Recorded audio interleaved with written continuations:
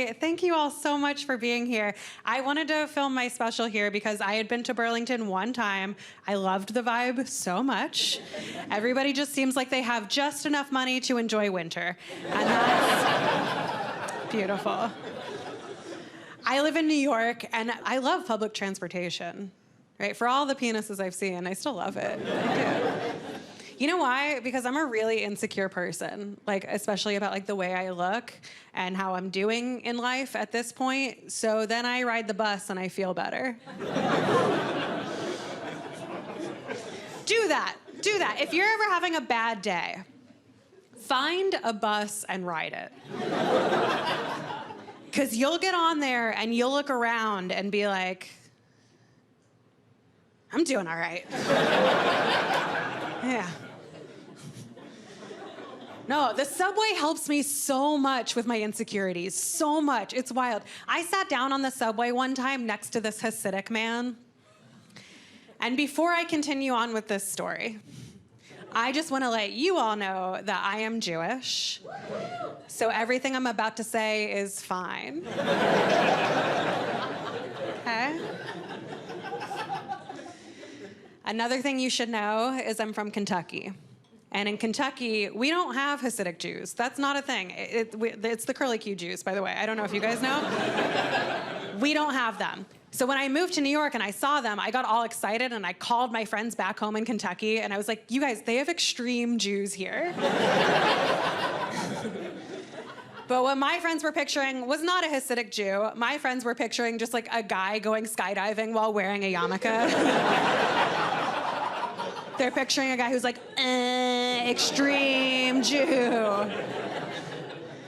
You know, a guy who's like, oh, I actually don't need a parachute. I have a talit. So an important rule to know for Hasidic Jews is it's this thing called shomer nagia, and it means that they're not allowed to touch members of the opposite sex if they're not related or married. So I sat down on the subway next to this Hasidic man. And as I sat down, the train rocked, and then I accidentally brushed up against him. And then he intentionally recoiled away. He got as far away as he possibly could and started praying under his breath in Hebrew. That's the sexiest I've ever felt.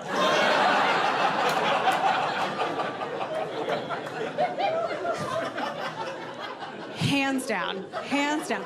I was like, oh, I'm gonna violate a man's religion today? Still got it, you know?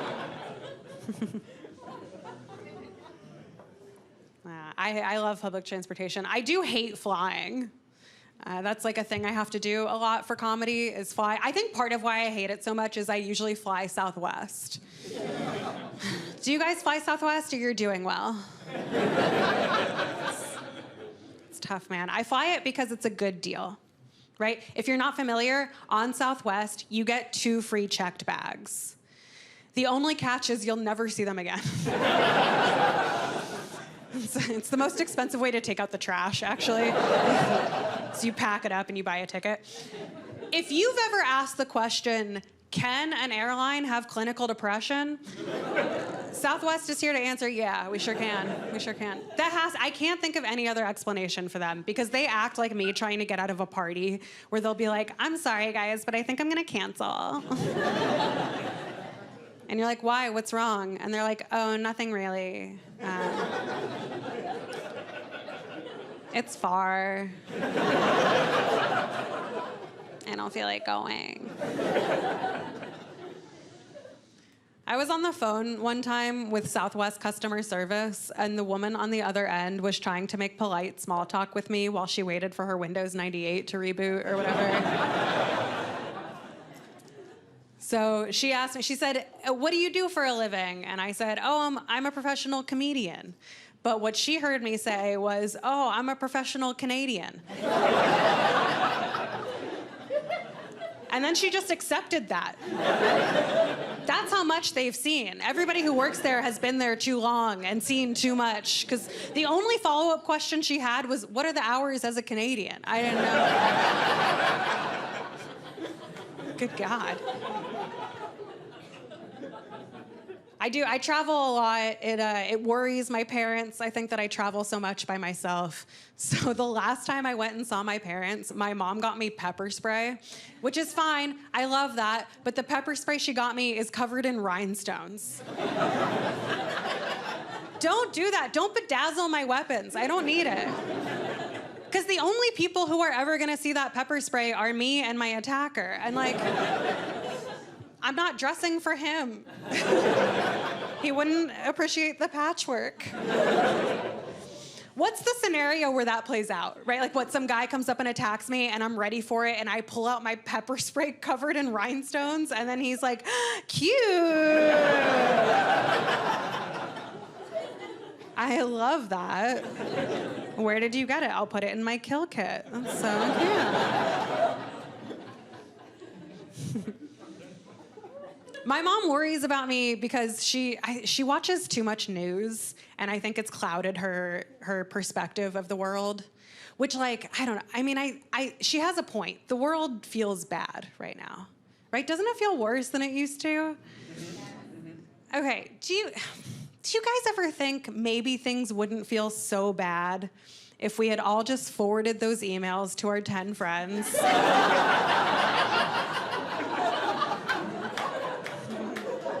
Yeah, like we were supposed to. You know what I mean? We were specifically instructed. Okay, some of you are hot and young. Basically what happened is in the late 90s, we got the internet, which was like such an exciting time. But we didn't really know what to do with it because we couldn't watch porn yet. So while we waited for that technology to advance, we sent chain emails to everybody. And they varied, right? Some of them had fun facts, some of them had inspirational quotes, but at the bottom, they were all the same. At the bottom, they all got very dark and threatening. They said, forward this to 10 friends, or you'll have 7 years of bad luck. And then they didn't say which 7 years were gonna be bad luck. So we might just be paying off our debts from the 90s right now. I don't know. I'm not saying causation or correlation because I don't know what those words mean. I'm just saying it explains why the baby boomers are fine. Because they forwarded those emails to everybody, didn't they?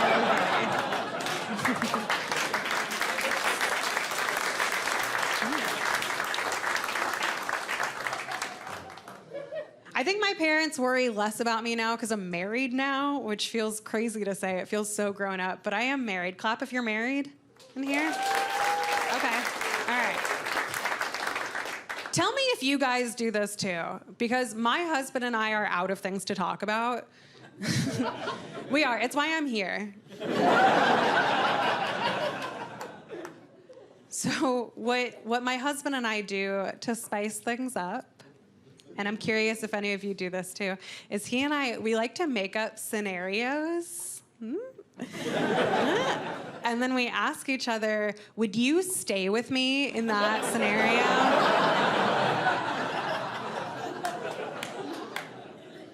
Yeah, do it. Everybody do it with your significant other. If you're not, it's the hottest way to get into a fight. I cannot recommend it enough. Like one time my husband asked me, would I stay with him if he realized he was trans? And my immediate answer was yes, of course, which surprised him. So I had to explain, first, he's more than just a body to me, right? He's a whole human being. I love him for who he is. Divorce is expensive. And second, I had to explain to him that my least favorite thing about him is that he's a man.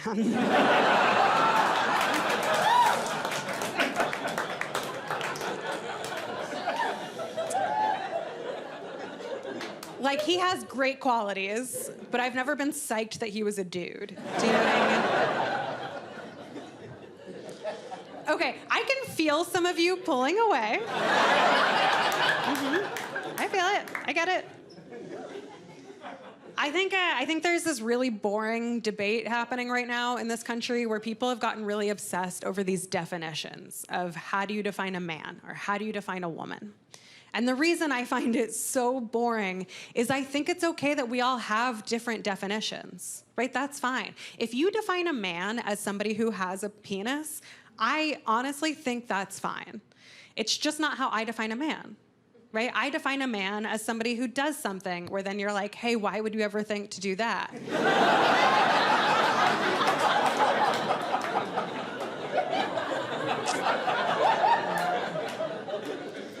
Like, what was the thought process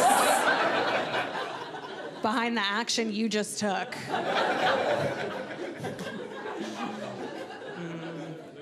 An example, you ask? Sure. You got it. Last week, our dog threw up on the carpet, and then my husband cleaned it up using a dustpan and brush.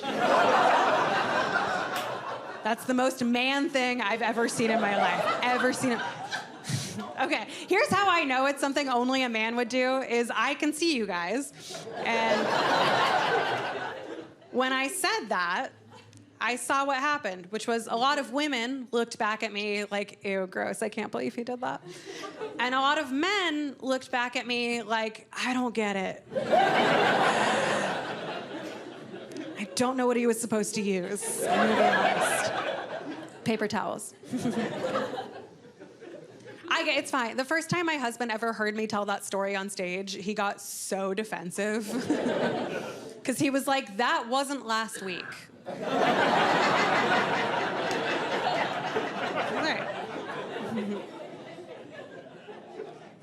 I love my husband. I'm pro-husband. My husband is he's older than I am too. You know, like it's not nasty. Like the way I said it, it came off. It's not that bad, right? He's older than I am, but you wouldn't look at us together and be like, oh, she doesn't talk to her dad. Like, it's not that bad. Our age gap, when we met, he was 34 and I was 25, which I honestly didn't think anything of at the time, but on my 34th birthday, I distinctly remember blowing out my candles, looking up at him, and realizing, oh, you creep.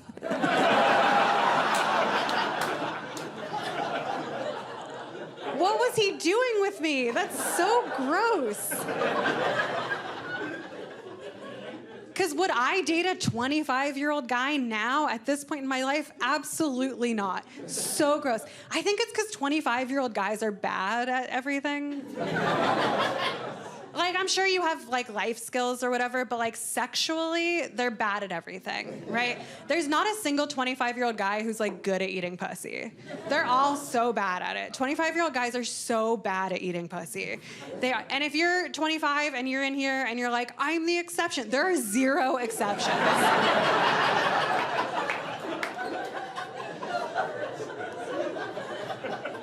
You know why? It's not their fault. It's not at all their fault. It's because it's not an experience thing, it's an attitude thing, right? 25-year-old guys, when they go down on a lady, they're doing it to check it off a list and then be like, I'm a feminist. And that's great, but the reason it gets so much better when men get older, like when they get to be in their 40s and up, the reason it's so much better is because those guys, they're eating pussy so that they don't die alone.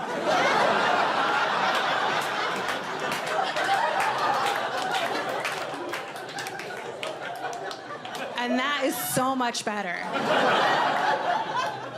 Truly, they're eating pussy with fear and terror.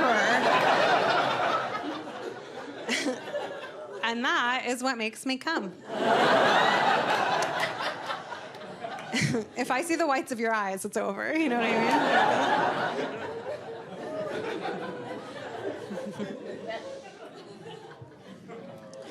I mean? Thanks. That's the woo of a sated older lady.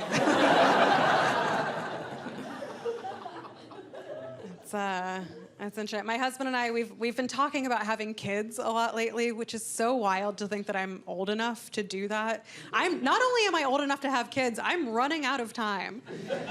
I'm at the age where I keep getting asked if I'm gonna freeze my eggs, and I keep having to explain that I can barely afford eggs. Right, my husband and I, we don't have kids right now, or a dustpan and brush anymore because we had to throw it away, but I have to say, this is so embarrassing to admit, but a big thing that's stopping me from having kids is I don't want to have a boy. And you're not supposed to say that. I'm well aware. When somebody asks you, what do you want to have, boy or girl? You're supposed to say, I don't care, as long as they're healthy. But I've given it a lot of thought, and I would rather have a sick girl.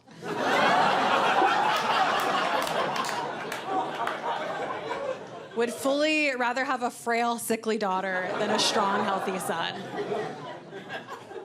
I'm not trying to be insensitive. It's not that I hate men, right? I don't hate men at all. I know I give off that vibe because I have a few jokes about it and a nose ring, but I don't hate men. The reason I don't want to have a boy, one, is because I don't know what, like, boy issues are. You know what I mean? Like, I don't know where that's coming from. I know where girl issues are coming from. I understand it's society, but I don't know boy issues. And I know men have issues because I've read the comments they leave on my videos. But I don't know where it comes from. The other reason I don't want to have a boy is because when you give birth to a boy in this country, one of the first questions that the doctor asks you as the mother is, do you want to circumcise him? And sorry, but that's a crazy decision that I now have to make for somebody I just met.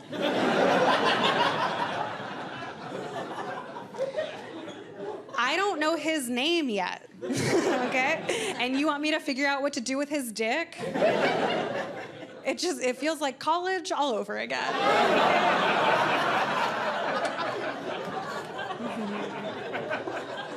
Yeah. I think I'm supposed to just circumcise my son because I'm Jewish and that's what we do. Right? It's not all we do. We do other things too, but that's one of the things. We do it because God promised Abraham to protect him and his descendants if him and his male descendants would get circumcised.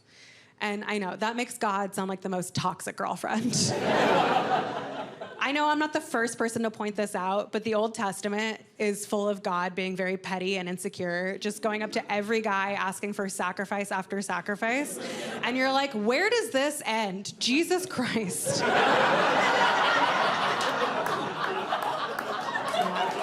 Okay. Really? That one's fun because it's a thinker, but it's so dumb. Sometimes I tweet my jokes, and I tweeted out a bunch of jokes about circumcision one time because I was trying to work out this circumcision bit, chunk, snippet. I don't know. I wrote 3 puns for you.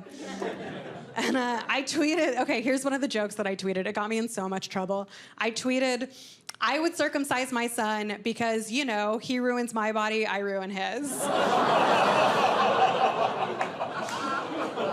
Yeah. And then a lot of people sent me a lot of pictures I did not ask for. It was a wild day on the internet for me.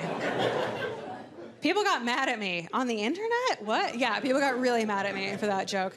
I didn't know this when I tweeted it because I had never really given it that much thought, but there are people who are like very anti-circumcision. And I get it. I understand their reasons, but they were really mean to me when they explained them. They were so mean to me.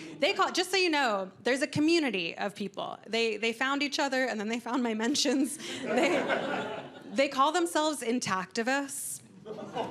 And that's objectively hilarious. That is such good writing. I love it. But they were so mean to me, I call them foreskin heads.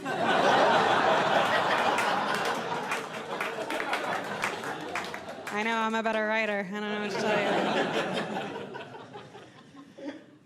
tell you. When you have kids, I think it's super important to figure out what you're going to name them and really think about what you're going to name them, because my parents messed up, dude. I don't know how to pronounce my own name. I don't. Everybody my whole life has said it differently, so I just like don't know what to do anymore. Because, you know, Jews say my name one way, which is Ariel. But my dad is Spanish, and Spanish people say it Ariel. But I grew up in Kentucky, and they say it Earl.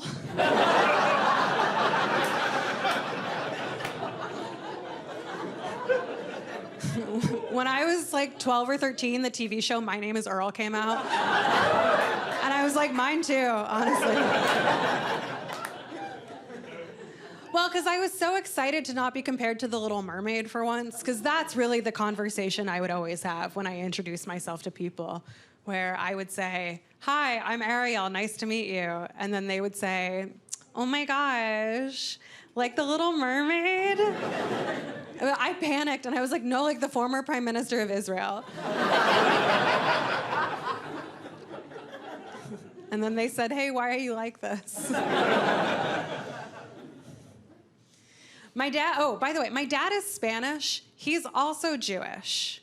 That confuses people sometimes, and then I have to explain that Spain used to have Jews, and then they expelled them all, and some of them stayed Jewish, and that's my dad, right?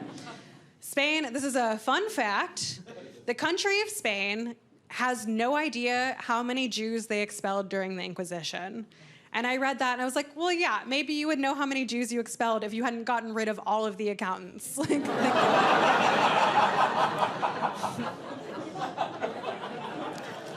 Feels like an unforced error on your part a bit. Are there enough Jews in here for that to be fun for everybody? Did they intentionally sit you guys together? That feels not great. Okay. Spain passed this law where if you could prove that your ancestors were kicked out during the Inquisition, you could get Spanish citizenship. So I did that. I have Spanish citizenship because I think it's so important to have a backup plan.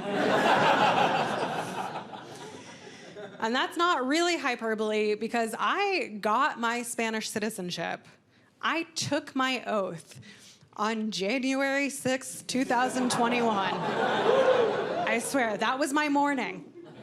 I took my oath, and here's the thing. It had been a really long process, and I didn't know what was gonna happen later that day, so I celebrated January 6th. I threw myself a little party. I took a picture of myself being really happy, and then I posted it to social media. It was like 3 hours before the insurrection. I didn't know what was gonna happen. And if that was the end of the story, fine. But social media does this thing where they like to give you memories.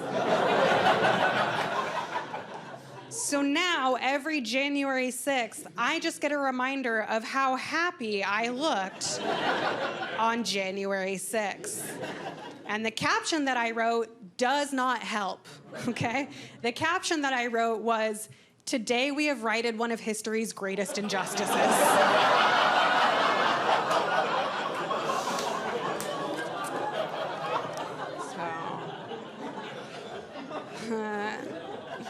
My bad. See, social media is a lie. It's a weird time to be Jewish right now. It's, I don't know. I'm not just gonna gloss over everything that's happening in the world. It's weird. It's a hard time to be Jewish. It's also a really hard time to be Muslim. There was a study that came out that showed that anti-Semitic attacks are on the rise. But that same study found that anti-Muslim attacks are also on the rise. And that, for me, was such a reminder of how much Jews and Muslims have in common. And I really do, genuinely, I look forward to the day that we figure out how to take all of this energy that we spend fighting each other and figure out how to put it aside and come together to defeat the Christians.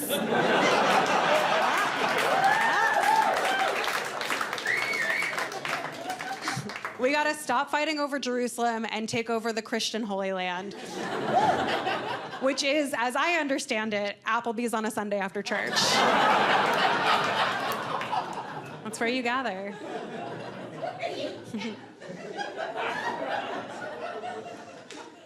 Okay, and if you are Christian, I'm just kidding. No, I think Christianity is totally fine in theory. I think it's fine. Where I grew up, all of my friends were Christian. All of them. And I do have a genuine fondness and jealousy for Christians and Christianity. I think Christians are so much better at celebrating holidays than Jews are. It's no contest. Christians are so good at putting a positive spin on a story that Jews can't do. Passover and Easter happen at the same time. And at Easter, all of my Christian friends were so upbeat and excited, right? They were like, our Lord has risen. And I was like, our bread hasn't.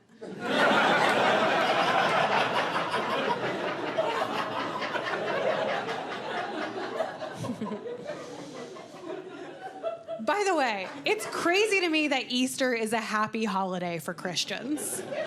That's how you know that they're good at putting a positive spin on a bad story. The story of Easter is that Jesus died and then 3 days later came back to life. That's a tragedy turned into a horror story.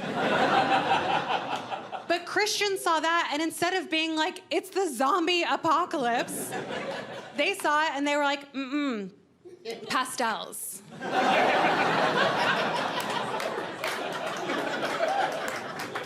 Yeah, that's what we're doing with this information. We're doing pastels and chocolate eggs.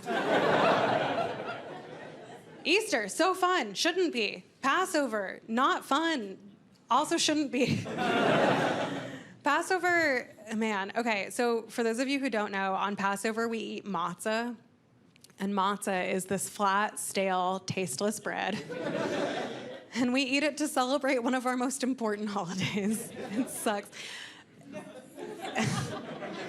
And trying to find matzah in Kentucky, what a struggle. So I live in New York now. In New York, it's so easy. If you want kosher food in New York, you get an entire Brooklyn for that. In Kentucky, when you needed kosher food, you went to Kroger, you got half an aisle, and you shared it with all the Goya products. So ironic. Goy is in the name. I remember going one year, I was trying to find matzah at Kroger. I couldn't find it. I didn't know where the kosher aisle was. I'm wandering the aisles for 40 years trying to find this. And a man who worked at Kroger saw me searching and stopped me and he said, hey, can I help you? And I said, yeah, do y'all have any matzah? And then he said, huh. Matzah. What are you using it for? And I realized, oh, this man does not know what matzah is, but he's too embarrassed to ask, so he's trying to use context clues. But you guys have spent enough time with me at this point to know I'm not great at making people feel comfortable. So when he said, matzah, huh, what are you using it for? I said, to honor my ancestors. And credit to him, he goes, we don't have that.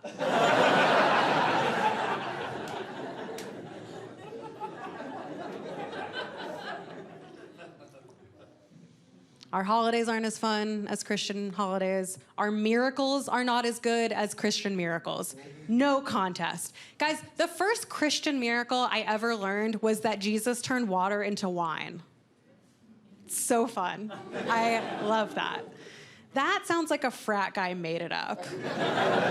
That just sounds like some guy was like, what if the water got us drunk? It's so fun. It makes sense because Jesus has frat guy vibes. You know what I mean? He was barefoot all the time. He had 12 guys with him wherever he went.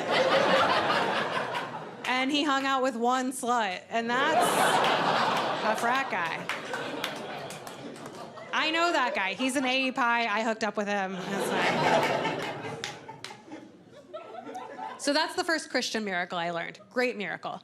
The first Jewish miracle all of my friends learned was the miracle of Hanukkah. The miracle of Hanukkah sucks. It's not a good miracle. It's super lame. The miracle of Hanukkah, what we're actually celebrating, is that the oil lasted for 8 days when it was only supposed to last for 1 day.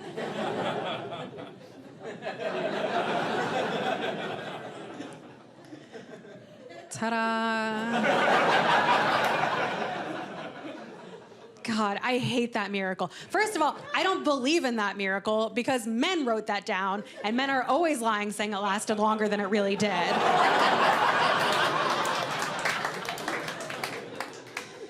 Second of all, what a terrible miracle for Jews to celebrate, that the oil lasted for 8 days when it was only supposed to last for 1 day. Because to me, that just sounds like we're celebrating that we got a deal on oil.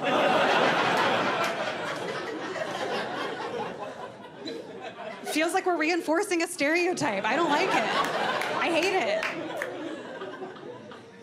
And like, okay, some Jewish stereotypes are true, for sure, absolutely. On the count of 3, everybody say what you think it is. 1, 2, no, I'm just kidding, don't do that, are you insane? No. That's just fun to see who in the audience is like, my time to shine, all right. No, it's a positive stereotype. We have a lot of doctors. That's true. There is a disproportionate number of doctors who are Jewish. I learned that stereotype was true when I moved to New York and I went to a Jewish funeral. The Jewish funeral, it was very crowded, it was very sad. And at the funeral, there was a woman who fainted. And then the person next to her yelled out, "Is there a doctor?" Yeah. Yeah, there is. They yelled back. They were like, "What specialty do you need?"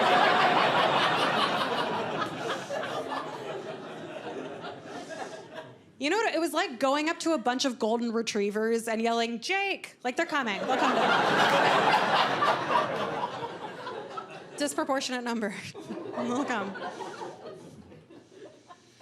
It was a real culture shock for me when I moved to New York, because New York, it's such a Jewish place, and I didn't know how Jewish it was gonna be, but it's so Jewish. When we moved into our apartment, there was already a mezuzah on the doorway. A mezuzah, if you don't know, is a little tiny scroll, and we put it on our doorway. And it's supposed to protect us and also let the Jehovah's Witnesses know to not even bother. Super powerful. Super powerful. And my parents are not from Kentucky, and so I don't think they understood what it meant to raise kids there as Jews. Because when I was in high school, my parents sat me down and they said, "Hey, we know you're gonna start dating soon, and we just wanna let you know that whoever you're into, whether you're into boys or girls or anyone in between, it doesn't matter to us. As long as they're Jewish." In Kentucky, they said that to me. As long as they're Jewish in Kentucky. That leaves exactly 2 people. It's my dad or my brother. Those are the choices. Which in Kentucky is fine, but...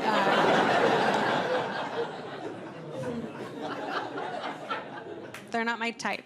I don't know. They're my blood type, but they're my type. I was like the only Jew of my friend group.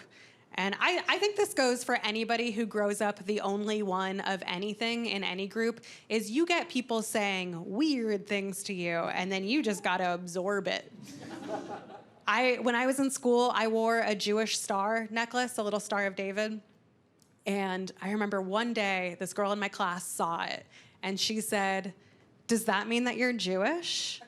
And I said, "Yes." And then she said, "A real live Jew?"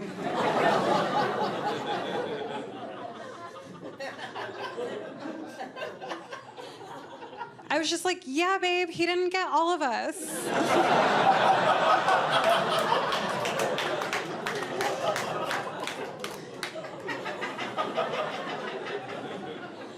But I couldn't even be mad at her, Because I was truly the first Jewish person she had ever seen. That's why she said that. She could not believe it. It wasn't said with hate or malice, so I couldn't be mad. She said it with awe, like she had just gotten so lucky that she said it as if she was like, okay, yeah, I guess I only have 2 wishes left. So,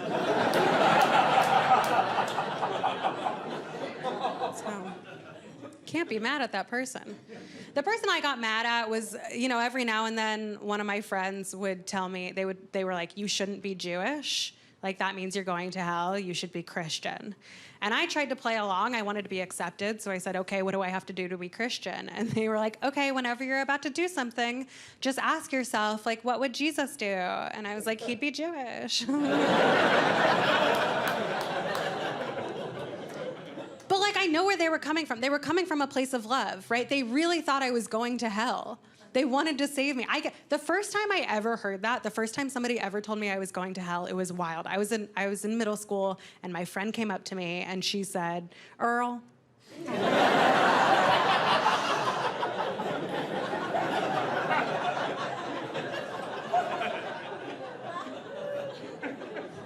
Do you guys remember from before? She said, I'm so sorry to tell you this, but we learned in Sunday school that because you're a Jewish,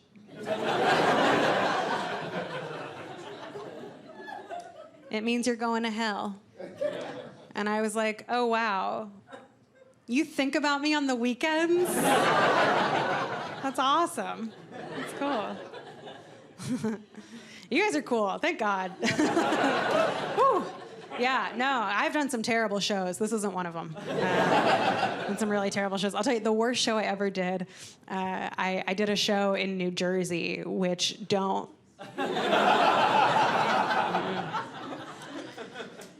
And at the show, it wasn't going great, and then this woman started heckling me, and she and I got into a big back and forth, and then as she and her husband were getting kicked out, her husband threw a full can of beer at me that it whizzed right by me, landed right next to me, and then I don't know, I picked up the beer and I chugged the rest of it.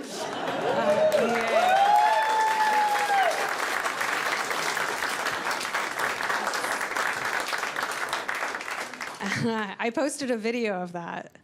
And that video went pretty viral, It changed my life, honestly. Like, it went, like, actually, I fly Delta now. Like, that's how much it changed my life. I got so many reactions to that. My favorite was when people asked, they were like, how did you think to just pick up the beer and drink it? And I was like, oh, I have a drinking problem. I saw a free drink and I took it. I went to college in New Orleans. Okay, this woman, she was heckling me because she figured out from one of my jokes that I voted for Joe Biden. And we're not going to get too into politics because I don't think that's what we're here for, but I do want to say that it genuinely sucks to have taken a beer can for Joe Biden.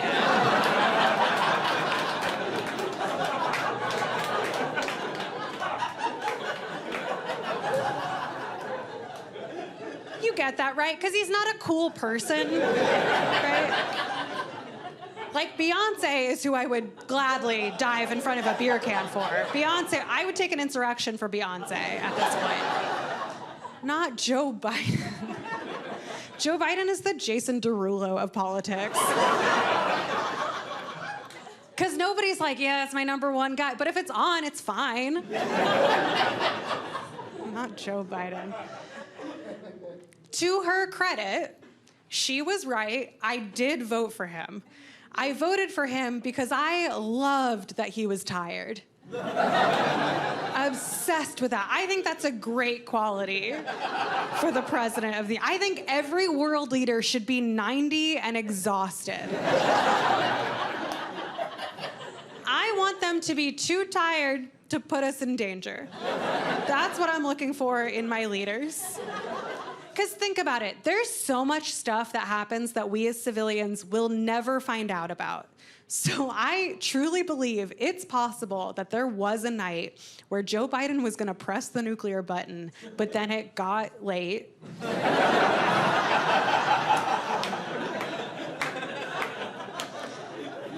And we all get another day, you know?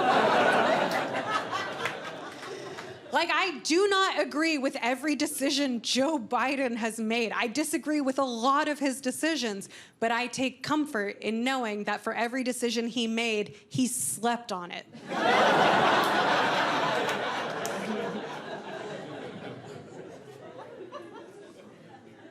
So this beer can video, it happened a while ago. Like, it's been a minute. And there is part of me that feels like I should be over it by now, like that I shouldn't still be talking about it. But the truth is, I think about that night all the time. I do.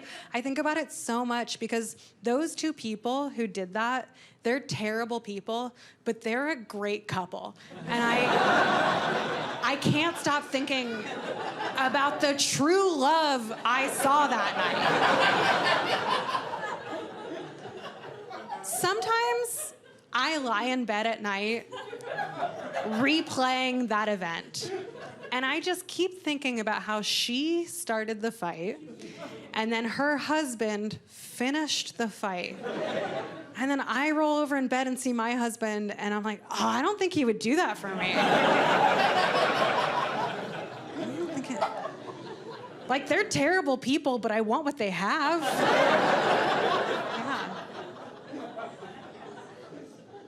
You don't see that very often, right? Like a couple who finishes each other's sentences in prison.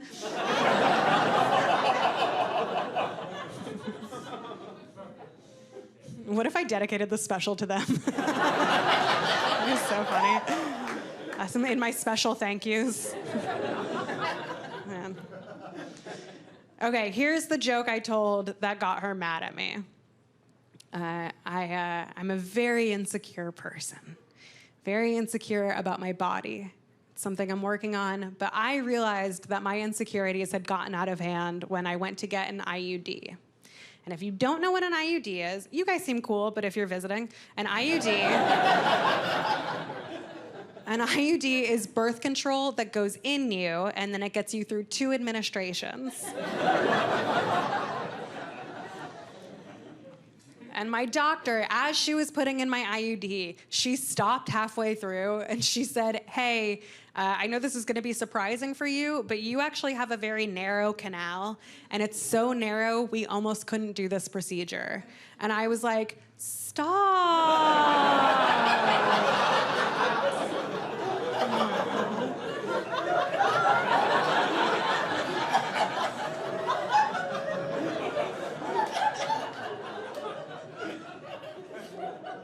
That's so nice, thank you. And she was like, it's a medical condition, Ariel. And I was like, oh, I should get help. The IUD that I have is called Mirena. And I would not get that one again if I were to do it over again. Because one of the side effects of Mirena is that I no longer get my period. And I hate that side effect. I know that sounds crazy, but I hate it. Because one reason is we really can sync up our periods. That's like a thing we do, and I love that. I think that's so cool. It feels very like I'm part of a coven. It feels very witchy. Bonus, it freaks men out that we can do it, as if they don't all constantly have diarrhea, but whatever.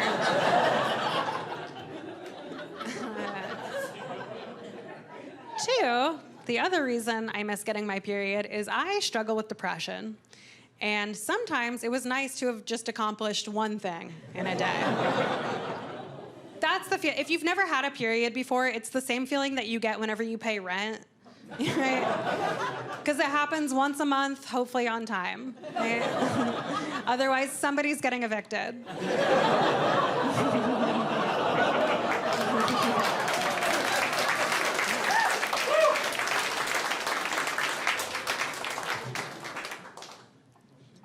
It's an abortion joke. This is one of like 7 states I can still tell it, you know?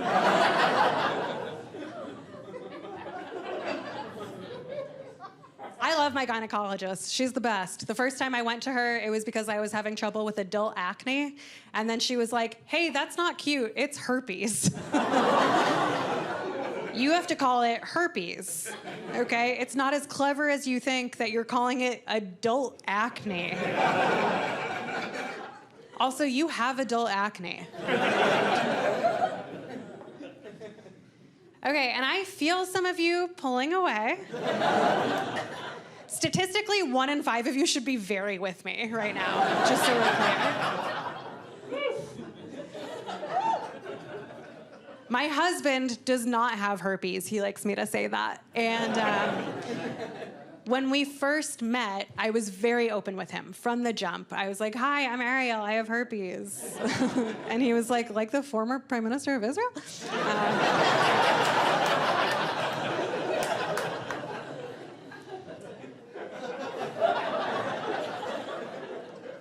So he was cool with it, but he did have questions. And I think that's totally fair. He asked me, okay, if you have herpes, does this mean that we should use a condom every time we have sex? And I was like, yeah. Or you could get it. You're 40, live a little. But otherwise, yes, that's what that means. And then he said, oh man, that sucks. Sex without a condom feels so much better. And I was like, yeah, I know.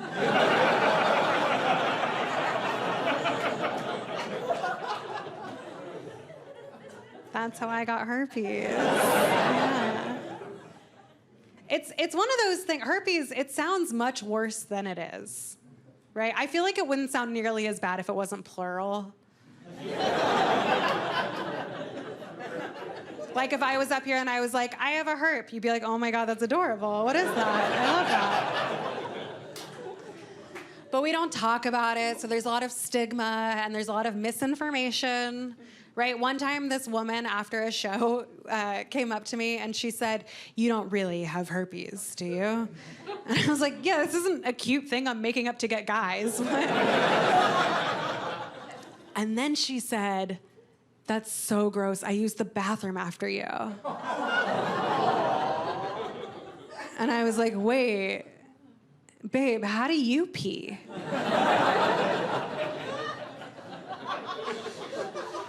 Do you go around the rim? Don't do that. Because that's the only way you're gonna get it from me on a toilet seat. Wild. I do actually know who I got herpes from. That's a very rare thing because herpes is so common, but I know I got it from an ex-boyfriend. And I know he called me up because he heard that I was talking about it on stage. And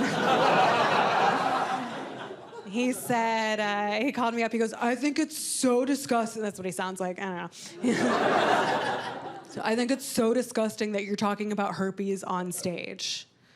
I was like, wait, how are you gonna tell me it's disgusting when you're the one who gave it to me? And he goes, yeah, but I don't talk about it. And I was like, yeah, I know.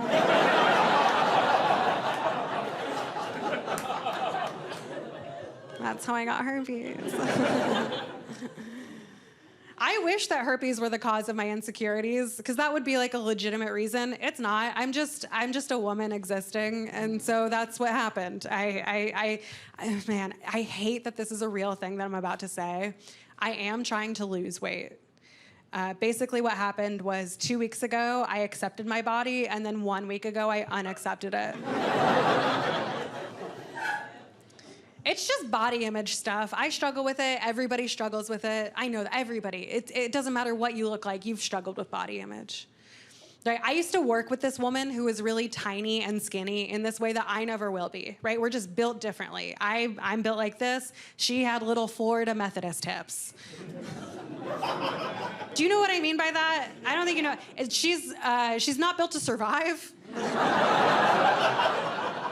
And that is my goal. She's built where you're like her ancestors were never kicked out of anywhere. That's how she's built.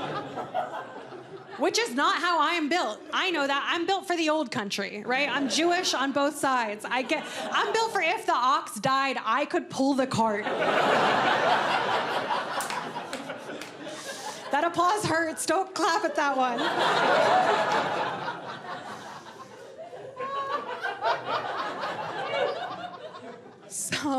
So this woman I work with, I was complaining to her one day, which I don't like to complain. I love to.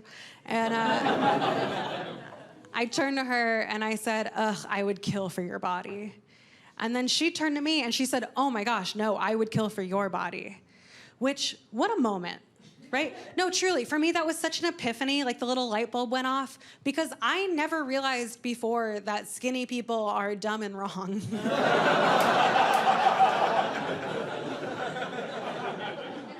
No, I'm just kidding. It's a joke. It's a joke. No, we're all doing our best. I get so many toxic thoughts about my body, and I'm trying to be better about it, but they just pop in. I got food poisoning one time. And my first thought when I got food poisoning was, I can't wait to weigh myself. That's awful. That's a terrible, toxic thought that 3 pounds, but that's a terrible.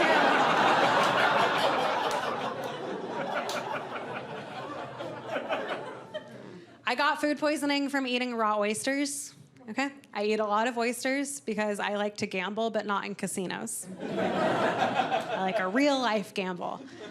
That's what oysters are. Raw oysters will either give you food poisoning or they make you horny. And that's a boom or bust situation if I've ever heard one. One time, my husband and we went out for oysters, and I was trying to be cute and quirky and funny. So I ate an oyster, and then I turned to my husband, and I said, okay, you know what this means, baby. Tonight, we're either gonna have sex, or I'm gonna shit myself.